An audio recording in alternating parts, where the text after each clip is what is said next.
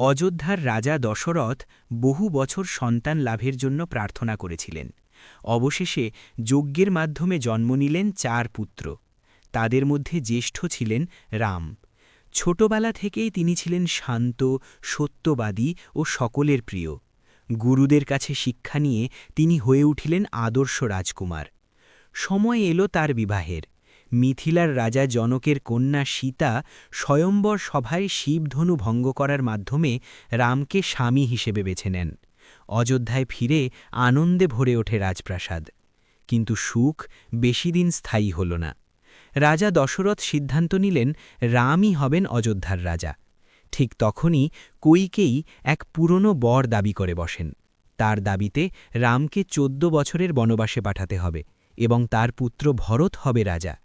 রাজা ভেঙে পড়লেন, কিন্তু প্রতিজ্ঞাবদ্ধ ছিলেন। খবর শুনে রাম বিন্দুমাত্র দুঃখ না দেখিয়ে শান্তভাবে বললেন, পিতার আদেশই আমার ধর্ম। স্ত্রী সীতা বললেন, স্বামীর সঙ্গে সুখে দুঃখে থাকা স্ত্রীর কর্তব্য। ভাই লক্ষ্মণাও বললেন, ভাইকে ছেড়ে আমি কোথাও যাব না। এভাবেই রাজপুত্রের সাজ ছেড়ে ত্রয়ী পরিধান করলেন বনবাসের বস্ত্র। প্রজারা অশ্রুসজল চোখে বিদায় জানাল। রাজপ্রাসাদের ঐশ্বর্য ছেড়ে তারা প্রবেশ করলেন অরণ্যের কঠিন জীবনে। এই বনবাস ছিল শুধু কষ্টের নয়, এ ছিল ধৈর্য, কর্তব্য ও আদর্শের এক মহাশিক্ষা।